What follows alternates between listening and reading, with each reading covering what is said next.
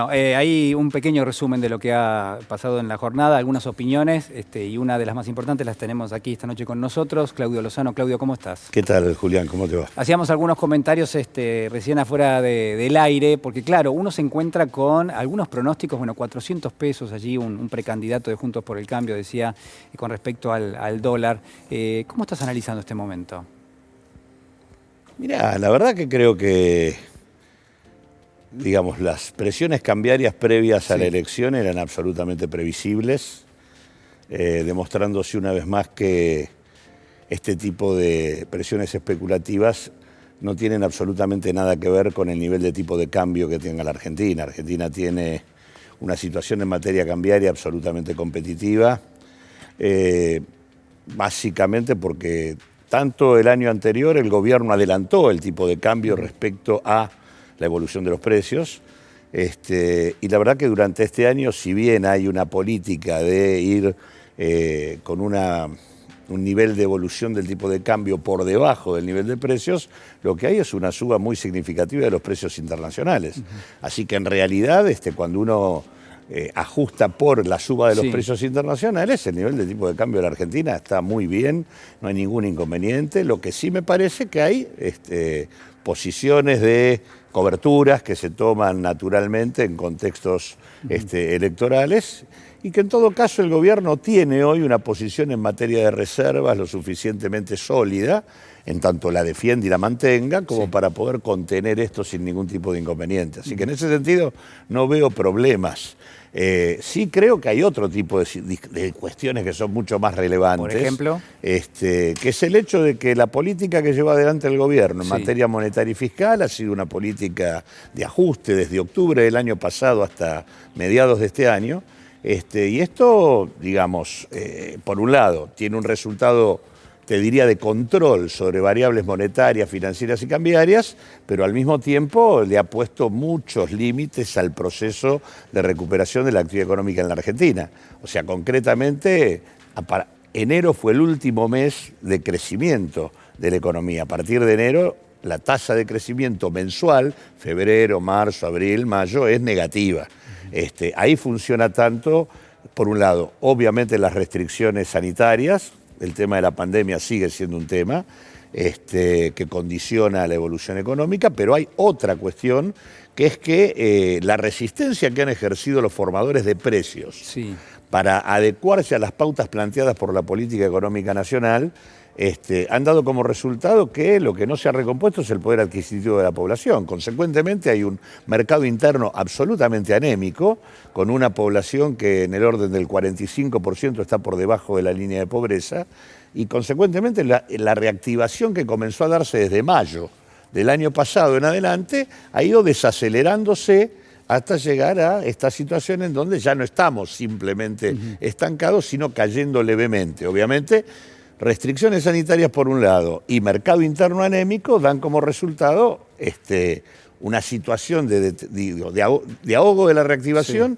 y de deterioro de la situación social. Bueno, hay una idea que es muy poderosa. Yo le pido que presten atención a esto, que es muy importante, que es la Argentina tiene en sus últimos meses algunos periodos de crecimiento.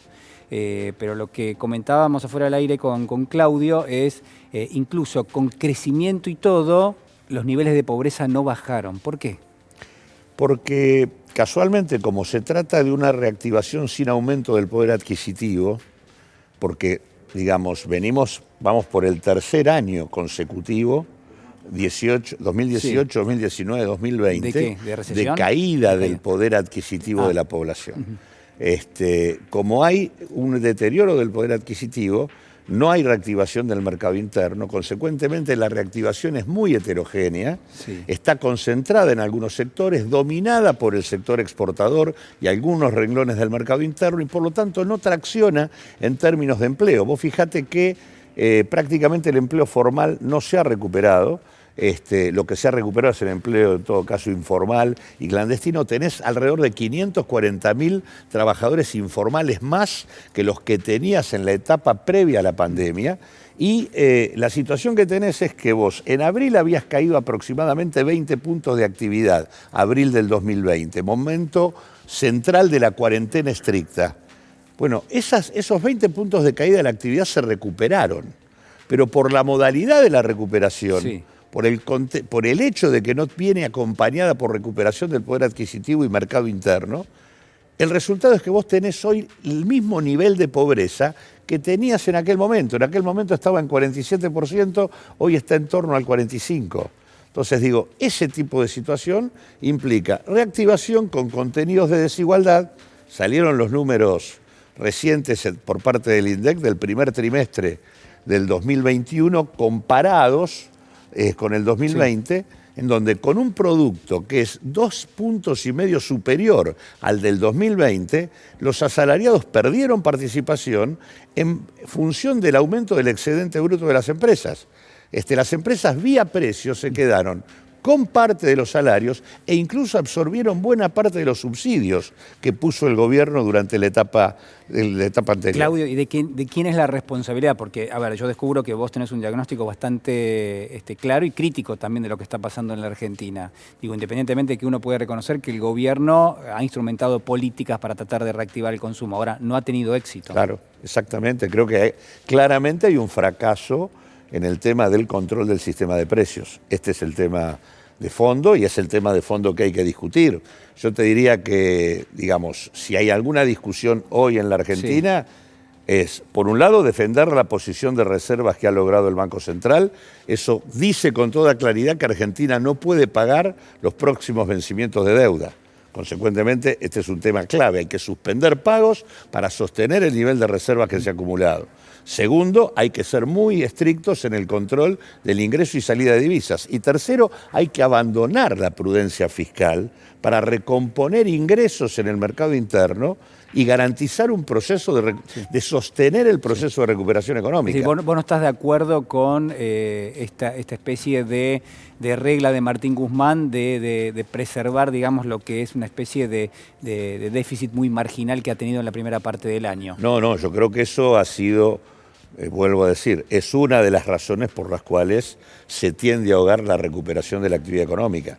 Y creo que eso es complejo, sobre todo, digamos, por múltiples razones, pero digo, la situación de más del 45% de la población en situación de pobreza es una cuestión clave y al mismo tiempo esto tiene un efecto en términos económicos concretos. Acá necesitamos demanda en el mercado interno para inducir la ocupación de la capacidad ociosa. Acá digamos, la rueda comienza por allí y eso obliga a redistribución del ingreso con control del sistema de precios. Y está claro que el gobierno instrumentó algunas ideas en esa materia, pero ha habido como un sustrato, yo diría, político, en donde en el fondo se buscó una armonía con los formadores, un diálogo. Y me parece que queda claro que eso no camina. No funcionó. No funcionó. Se necesita ser mucho más estricto con la aplicación de las normas sobre estas empresas y eso obliga a correr y esto es bueno, es importante decirlo, no lo puede hacer el Estado solo. Acá se necesita un control social del proceso inflacionario. Argentina tiene una economía donde hay 20 bloques sectoriales, donde hay cadenas de producción estratégicas. En esas cadenas de producción, los distintos actores que participan en ellas, junto con el Estado, trabajadores, pymes, grandes productores, tienen que tener un seguimiento común de la estructura de costos. ¿Para qué? Para ponerle límite a quienes abusan de posición dominante en cada cadena. Eso es imprescindible en el país, del mismo modo que el tema de la intervención para diferenciar precios internacionales de precios internos. Sí, nosotros no podemos seguir permitiendo el impacto que produce el aumento de trigo, maíz, soja, acero y demás sobre los precios domésticos. Ese es un viejo problema de la Argentina que pareciera que nunca termina de encontrar una salida, ¿no? Que en realidad, en realidad sabemos cómo se sale. Se sabe que las retenciones, sí, se sabe que los cupos, se sabe que hay instrumentos para hacerlo. Lo que pasa es que hay que tener la decisión política de aplicarlos porque está claro que naturalmente aquel empresario que pueda maximizar su tasa de ganancia, sí, trasladando a lo interno el precio internacional, lo va a hacer. Por lo tanto, es parte de la lógica del manejo empresarial. Ahora, desde el punto de vista del interés público, nosotros tenemos que establecer que los precios tengan que ver con la estructura de costos locales. Y eso es lo que no pasa. Pasabas cerca del tema de la deuda recién. Decías, bueno, la verdad que tendríamos que garantizar que no se pague la deuda para que el Banco Central pueda conservar las reservas. ¿Ves que esto puede llegar a pasar o nos estás viendo ya prácticamente sentados en la mesa con el fondo? No, estamos sentados en la mesa con el fondo y esta estrategia de prudencia fiscal que se ha seguido hasta aquí tiene que ver con eso. No es independiente de eso. Yo lo que creo que Argentina en este punto, al igual que con la discusión de los formadores de precios, debe discutir que necesita una solución distinta en la relación con el fondo que la que normalmente surge. Argentina no puede salir de esta negociación con un acuerdo de facilidades extendidas a 10 años, con condicionalidades de la política económica que todos sabemos cuáles son. Claro.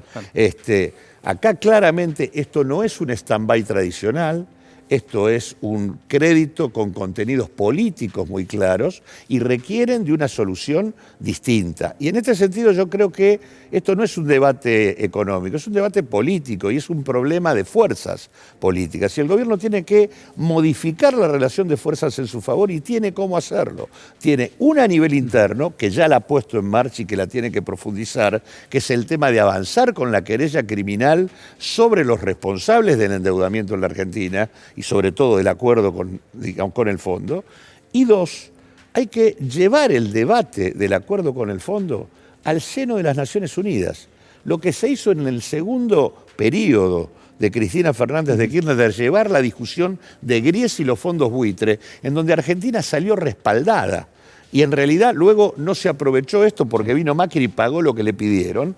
Pero digo, nosotros tenemos todos los elementos para mostrar en un lugar donde todos los estados votan con su voto, con un voto y no en función del dinero que ponen, en realidad mostrar el conjunto de irregularidades, de violación de su misión, de sus funciones y del estatuto que tiene el Fondo Monetario Internacional. Y que por lo tanto eso necesita una solución diferente, porque además las necesitan buena parte de los países, una estrategia distinta que la del fondo. Vos fijate que América Latina está crujiendo socialmente en Colombia, en Chile, en Ecuador, en Perú, a partir de las recetas del fondo. Por lo tanto, este debate, Argentina tiene la oportunidad de llevarlo a un espacio internacional para que la relación fuerza sea favorable a nuestro país. Claudio, muchísimas gracias. No, gracias a vos. Ha sido muy amable.